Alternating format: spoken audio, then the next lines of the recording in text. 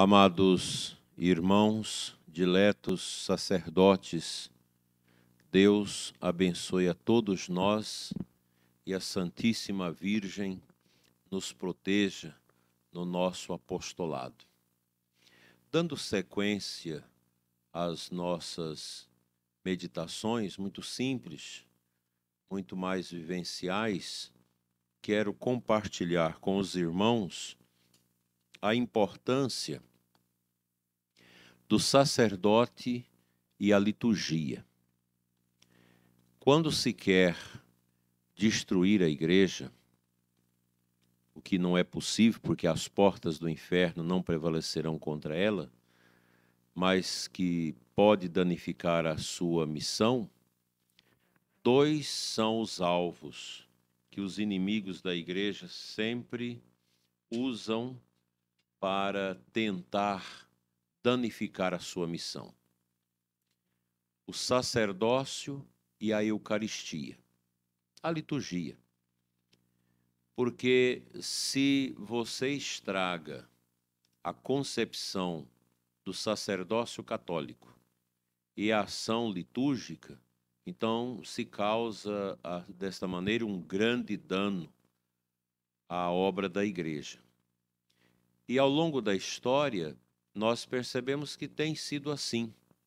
Os ataques deletéricos contra a igreja vêm sempre contra os sacerdotes e contra o culto, sobremaneira a Eucaristia.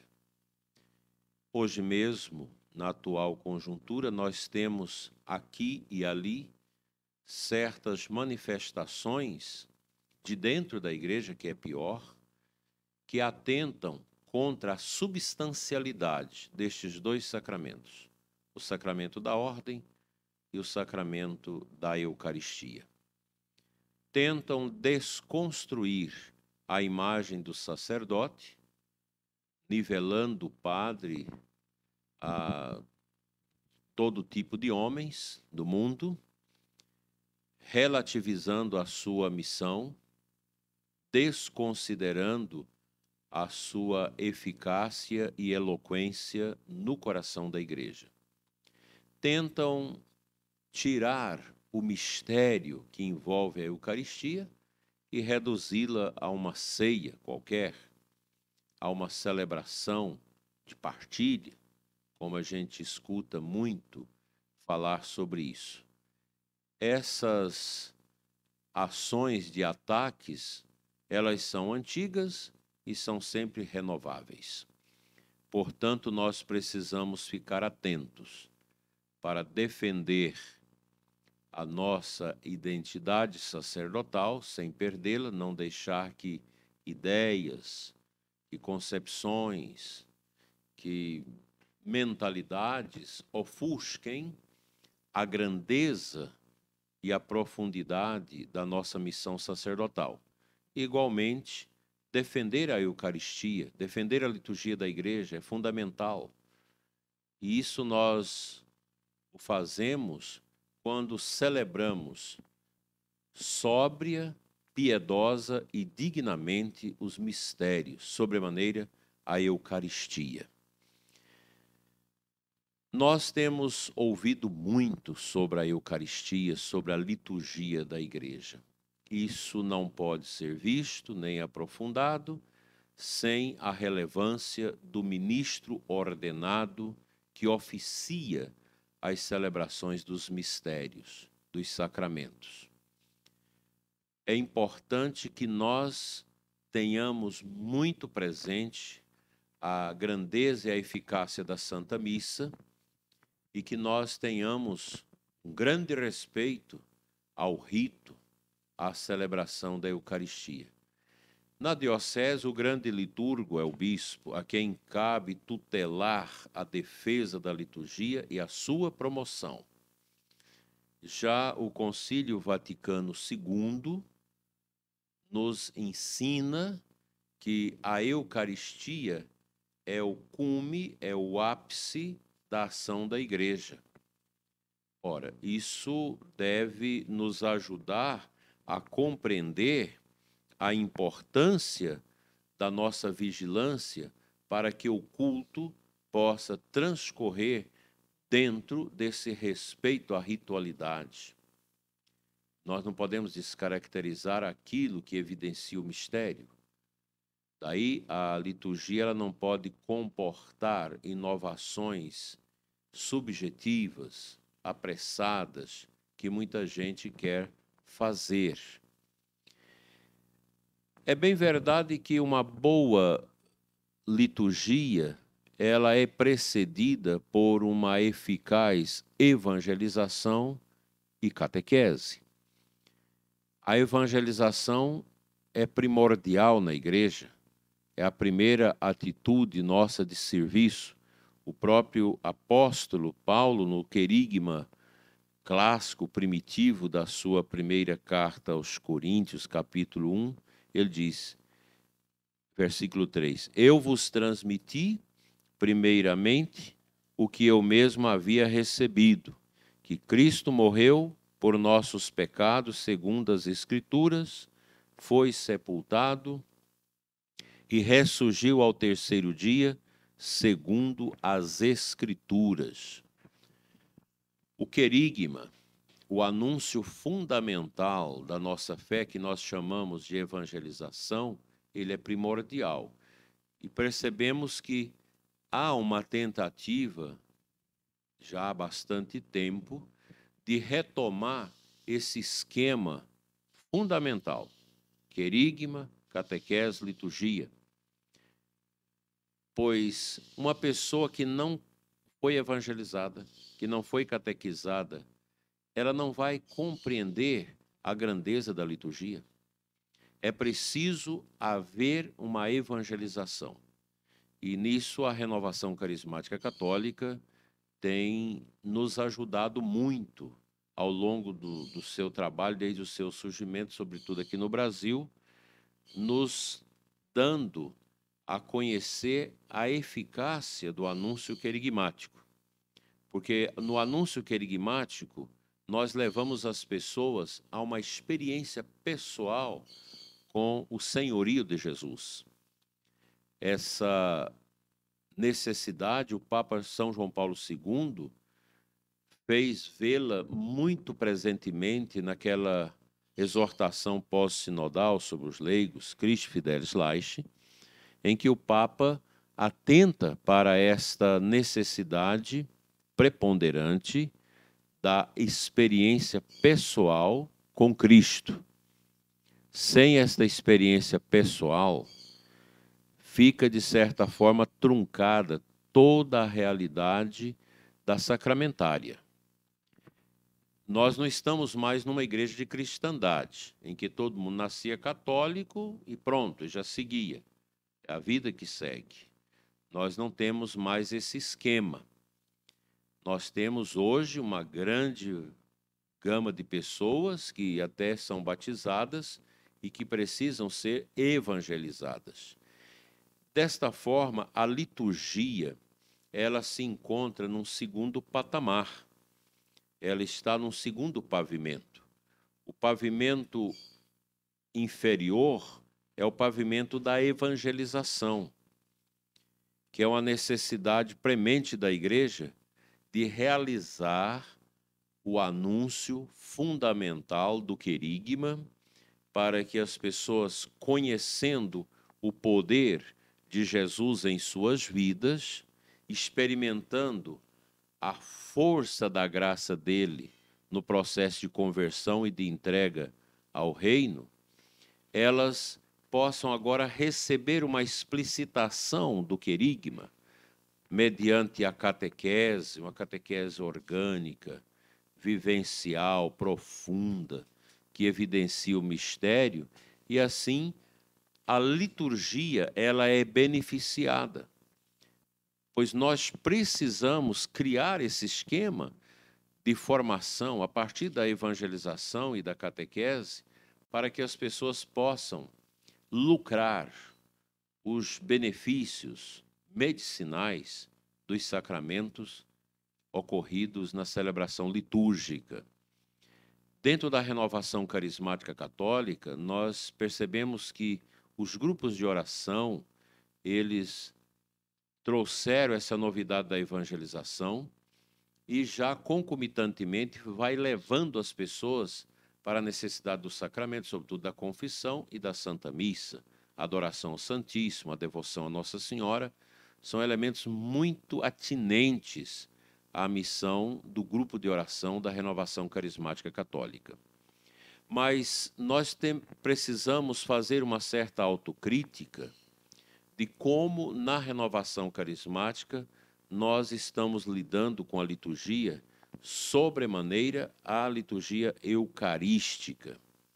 Eu posso falar isso porque vivi muitos anos acompanhando a renovação na diocese, no estado de Goiás, e ainda sempre acompanho alguma coisa que posso, e a gente percebe que não por má vontade, mas talvez por precariedade no conhecimento da liturgia, nós às vezes temos criado alguns eclipses na liturgia eucarística e assim, de certa forma, prejudicado a compreensão e a celebração dos mistérios.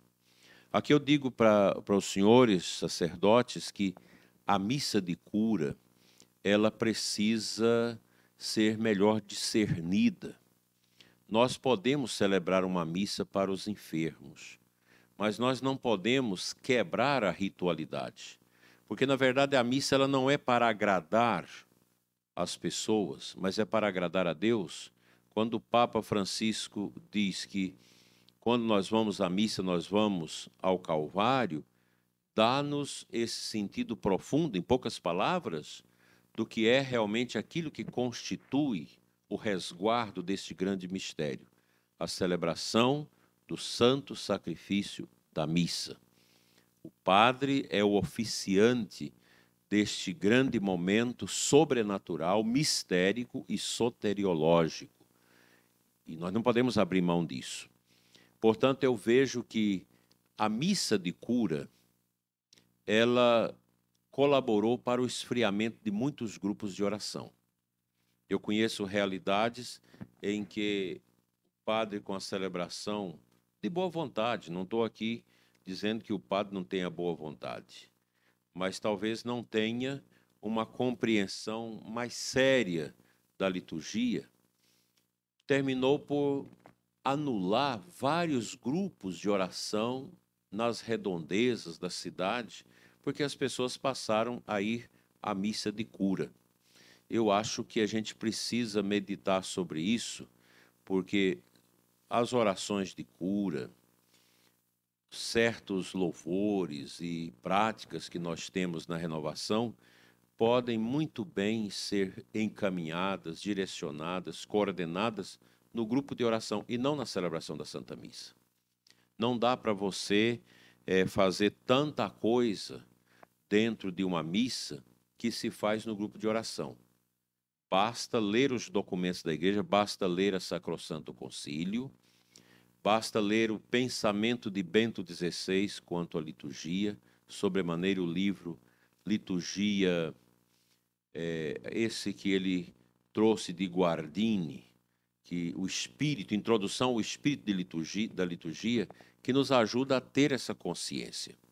E também muitas reflexões do cardeal Sara, que ajuda muito a gente a compreender essas realidades, como também do próprio Dom Armando, que até pouco tempo era o responsável pela dimensão litúrgica da CNBB, que fez alguns artigos pontuando a seriedade que envolve a celebração da Santa Missa.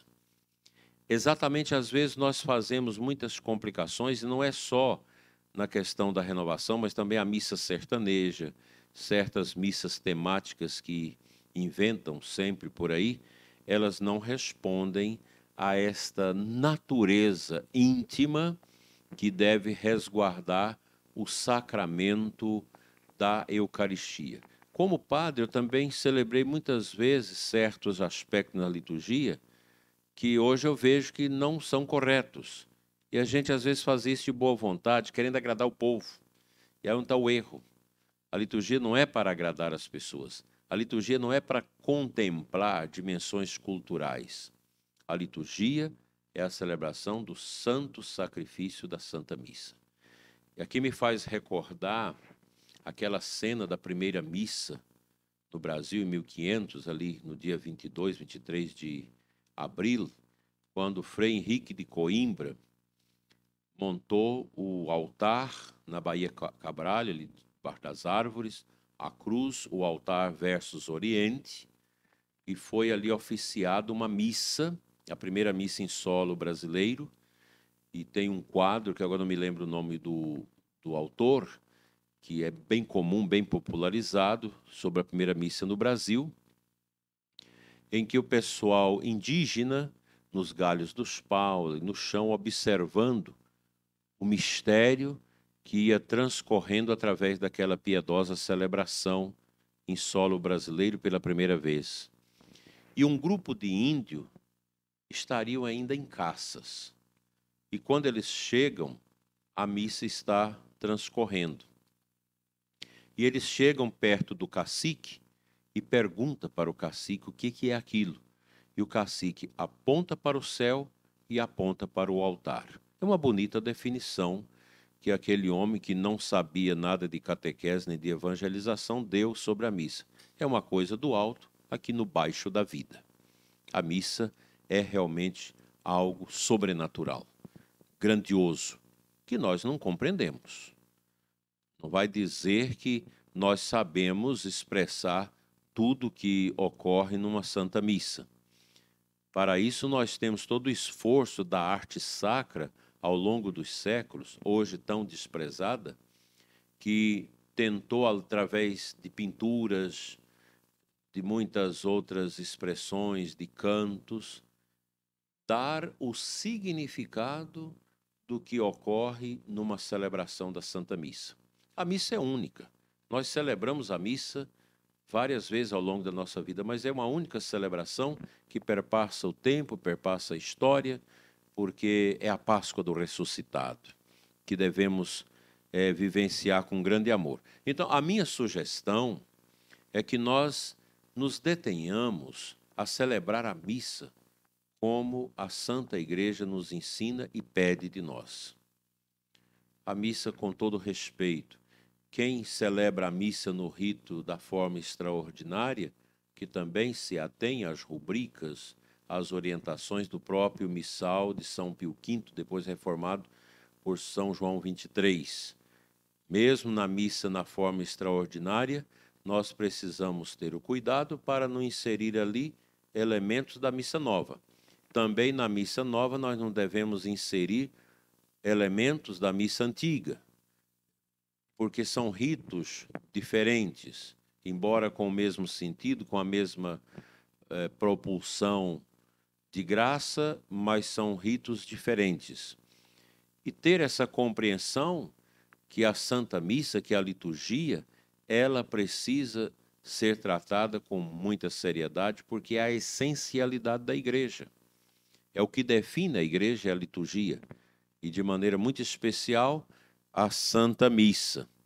Portanto, nós devemos nos fundamentar melhor nos documentos da Igreja, nós devemos ler mais o catecismo, ler os clássicos da liturgia, que nos ajuda enormemente a compreender a extensão desse mistério e o significado do mesmo para as nossas vidas. O respeito à liturgia é fundamental. Outra coisa que eu acho bem complicada é a questão do canto litúrgico. Nós gastamos dinheiro com formação de todas as outras dimensões pastorais, gastamos dinheiro com isso, com aquilo na igreja, mas não gastamos com a formação dos que cantam a liturgia. Nós não precisamos de gente que canta na liturgia, nós precisamos de gente que canta a liturgia e cante de maneira certa.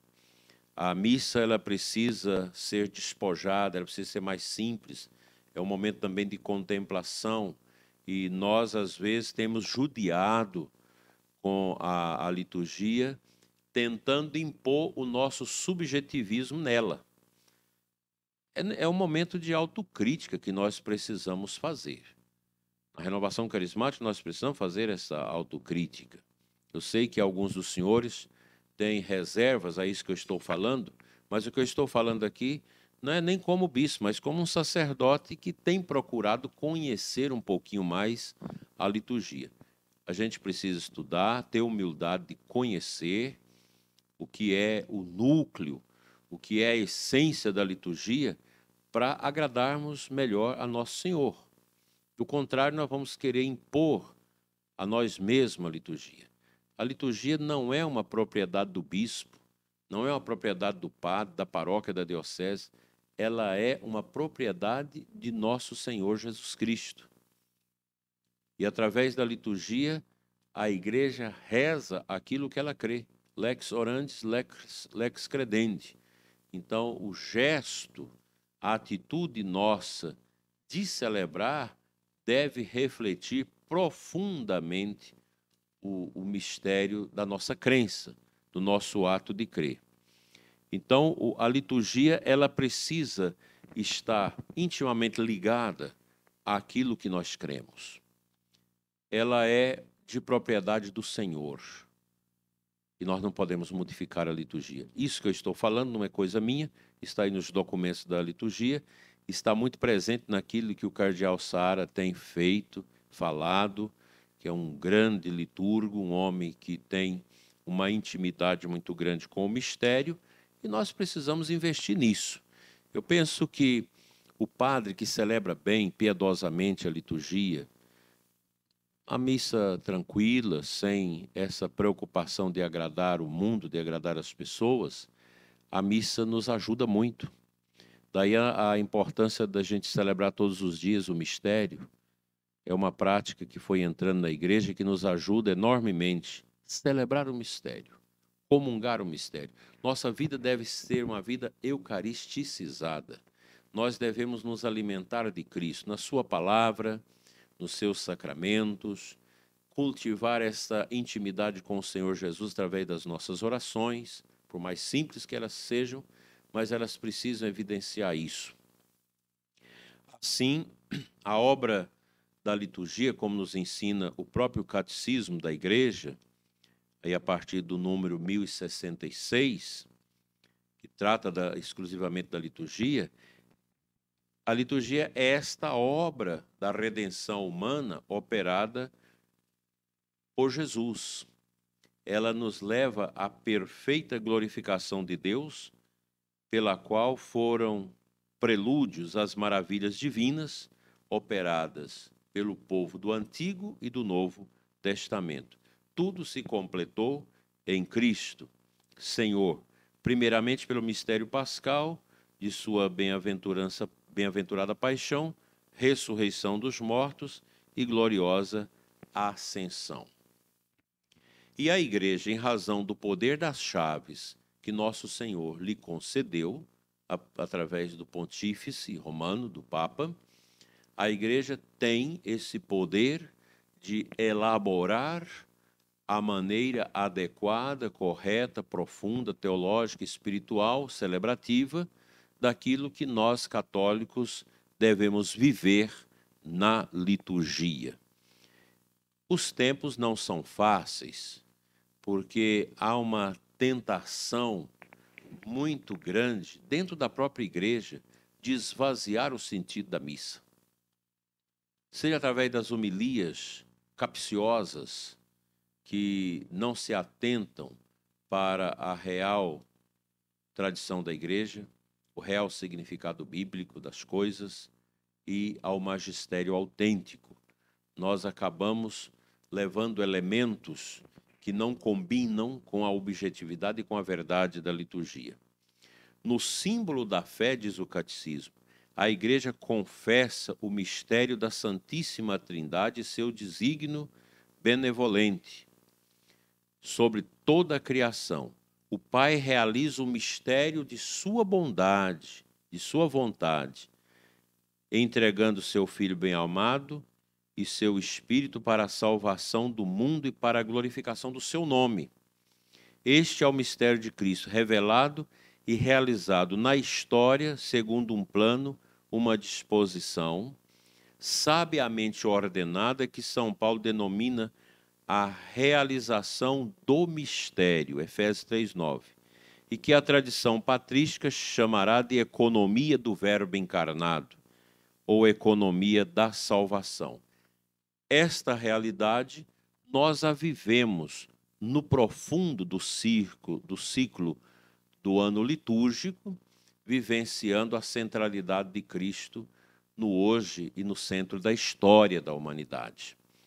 Desta forma, nós podemos tomar consciência da importância nossa como sacerdotes de fé, homens de fé, para a promoção de uma liturgia que realmente obedeça os caminhos da vontade de Deus no coração da nossa amada igreja. E aqui nós não podemos centralizar a liturgia da celebração eucarística, mas de todos os sacramentos, bem como das celebrações dos sacramentais, das bênçãos, que nós, como sacerdotes, devemos entender que este ofício é da essencialidade da nossa missão sacerdotal, celebrar bem o culto divino. Então, a missa precisa ser bem preparada, a gente precisa ter um momentozinho para rezar a palavra que nós vamos meditar na homilia, o zelo pela casa de Deus, o zelo pela construção do espaço sagrado. Hoje nós temos todo um desleixo em relação, por exemplo, à construção do espaço sagrado das nossas igrejas. A gente pega qualquer engenheiro, qualquer arquiteto que não tem noção de liturgia, às vezes a gente também não tem, e fazemos estas obras, esses espaços sagrados que não ajudam o povo a rezar. Aí você coloca uma série de elementos conforme a sua vontade, não conforme a orientação da igreja quanto ao espaço sagrado. O bom gosto ajuda. Nós sabemos que a arte, o bom canto sóbrio na liturgia, em que a assembleia possa mergulhar no mistério, um canto sóbrio, litúrgico, ajuda muito. Essa questão do canto litúrgico, ela é uma ferida aberta em toda a nossa igreja do Brasil, pelo menos na igreja do Brasil que nós mais conhecemos. Eu tenho certeza que os senhores sabem disso. Nós temos padres atualmente que são reféns dos grupos de canto, de liturgia nas suas paróquias, porque somente aquelas pessoas assumem e elas fazem como quer os cantos, levam o canto de evangelização do grupo de oração para a liturgia. Cantos do grupo de oração da renovação não são litúrgicos, são cantos para a evangelização. São cantos que ajudam a pessoa no seu eu fazer o seu encontro com Deus. Enquanto que o canto litúrgico, ele tem todo um aspecto de comunidade, de celebração, de adoração, de louvor, de ação de graças. Não é fácil compor cantos litúrgicos. Muito difícil. É uma tarefa nada fácil. É comum nas nossas paróquias, os meninos do grupo de oração, compor músicas, cantos para as missas, e traz para a gente com aquela alegria tão grande. Olha, nós compusemos o canto de entrada, aclamação, o canto de oferta, de comunhão para a missa. Olha que beleza, nós conseguimos, já temos aqui a letra e já temos a música. Aí você vai olhar o conteúdo, é conteúdo querigmático. Está falando do meu eu e o Cristo. Não tem a dimensão comunitária. Está desprovido da dimensão bíblica e da dimensão litúrgica tradicional da igreja. Compor, repito, cantos para a liturgia é uma tarefa hercúlea, muito difícil. Você precisa ter conhecimento da palavra, da tradição e de todo um contexto de catequese. Do contrário, não sai nada que possa ser de bom proveito. Por isso, eu creio que nós estamos no momento que precisamos voltar às origens do grupo de oração da renovação, como tinha naquelas modalidades do tempo passado. Eu sei que vão criando muitas metodologias, muitas coisas, mas eu não sei. Eu acho também que o pelagianismo entrou muito dentro da renovação carismática. E nós deixamos de acreditar naquela ação da unção do Espírito Santo e começamos a colocar a nossa dinâmica humana dentro daquilo que Deus tem proposto para nós, e a coisa fica bifurcada. Porque onde o humano interfere, vocês podem ter certeza que a unção desaparece. Então, é um sintoma. Por que as pessoas não estão buscando mais o grupo de oração como antes? Por que a missa de cura atrai as pessoas e as outras celebrações não? Porque nós talvez estejamos usando os nossos métodos humanos para agradar os homens. A missa não é para trazer as pessoas para a igreja. O que é para trazer as pessoas para a igreja é a evangelização. E depois a catequese para explicitar o querigma. Então, muita coisa nós precisamos ter essa humildade de nos colocar diante de Deus e pedir discernimento, orientação divina. Precisamos aprender a retomar a escuta. O que Deus quer falar às igrejas? Porque nós estamos perdendo os fiéis. Nós estamos vendo o nosso rebanho dispersando. E agora com essa pandemia, essa peste chinesa, pior ainda, nós temos visto as pessoas se esfriando. E quero dizer que a renovação carismática católica, ela precisa trabalhar o grupo de oração para as crianças, trabalhar os grupos de oração para adolescentes, evangelização da juventude, acampamentos, seminários. Nós precisamos retomar esses caminhos tão difíceis e com tantos obstáculos causados pelas mídias sociais, pela comunicação social dos últimos anos, que tem cegado as pessoas da necessidade de Deus.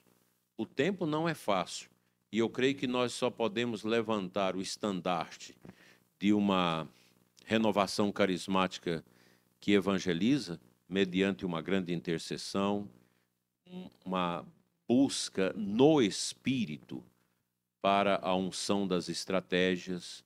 Não vamos ficar com essa bobagem de pensar que podemos criar estratégias sem orar, sem escutar. Não funciona. Nós sabemos disso. Por que tantas pastorais, tantas coisas morreram na igreja? Porque usaram estratégias humanas. Até Paulo Freire foi usado em certos setores da igreja que realmente não ajudam. A gente precisa ter essa humildade de escutar mais o Espírito, que Ele quer dizer aos nossos trabalhos. E a liturgia, ela é fundamental e nós precisamos respeitá-la, porque a liturgia não é nossa, a liturgia não é do bispo, não é do sacerdote. E fazer com que a liturgia já evidencie aqui na terra os sinais das belezas do céu. Uma liturgia bem preparada, cantos suaves. É preciso tirar um pouco essas batucadas da liturgia, que isso não comporta. Comporta lá no grupo de oração, nos encontros, nos acampamentos, nos momentos grandes de evangelização, tudo bem, mas a liturgia ela precisa ser sóbria. Eu tenho tido muita alegria no coração, porque muitos sacerdotes estão percebendo isso, estão redescobrindo o valor da Santa Missa. A Santa Missa é um momento mais contemplativo, celebrativo. É um tempo em que nós agradamos a Deus e não podemos ter preocupação de agradar a nós e aos outros. A igreja é uma coisa muito mais séria que nós pensamos. E exatamente porque nós estamos, às vezes, lidando com a igreja, usando categorias humanas, sociológicas, antropológicas, é que nós mesmos temos sido os canais de estrago, de esvaziamento do mistério da nossa igreja. Eu creio que a gente tem muito a fazer nos próximos anos E a gente precisa voltar a esse trabalho de formiguinha. Não precisamos nos iludir pensando que a Igreja Católica é o máximo, que nós temos muita gente. Não temos. A Igreja diminuiu severamente. E a gente precisa reconstruir uma igreja a partir de dentro. A gente precisa voltar a nossa preocupação ad intra eclésia, para dentro da igreja, e não ficar com essas bobagens pensando que nós temos poder de influenciar as realidades fora da igreja. É muito pouco. Podemos ver, por exemplo, as cartas nossas dos bispos, que tem pouca incidência na vida do povo, ou talvez quase nada. A gente percebe isso olhando na diocese. O que as nossas cartas, que nós bispos escrevemos, as cartas ao povo de Deus que sempre a gente faz, qual a incidência disso na vida do nosso povo? É muito pouco. O nosso povo tem outras necessidades. A gente precisa voltar mais para dentro da igreja, melhorar a nossa evangelização, começar com pouquinha gente, com pouca coisa, ir crescendo, fazendo uma boa catequese e oferecendo a Deus uma liturgia que o agrade. Uma liturgia que não esteja carregada de elementos humanos, mas dos elementos de Deus. Não tomemos o lugar de Deus na liturgia. A liturgia, repito, meu querido irmão padre, ela não é propriedade nossa. Ela é propriedade de Cristo. Eu não posso, como sacerdote, querer mudar a liturgia e fazê-la ao meu bel prazer, ao meu gosto. Isso é um pecado. Isso é roubar o direito do povo de celebrar a liturgia como deve. É um recado simples aqui de um padre da roça, de um sacerdote que tenta acertar, e digo para os senhores que eu amo muito a igreja e vejo que nós estamos num momento delicado da história da humanidade, com toda essa efervescência da nova ordem mundial, da New Age, que a gente pregava isso há 30 anos atrás e agora está aí concretamente. É todo um movimento de introdução do neopaganismo no mundo e de escamoteamento da fé judaico-cristã, porque a igreja é sempre um incômodo para estas realidades que são contrárias a Deus, contrárias à fé, contrárias à família.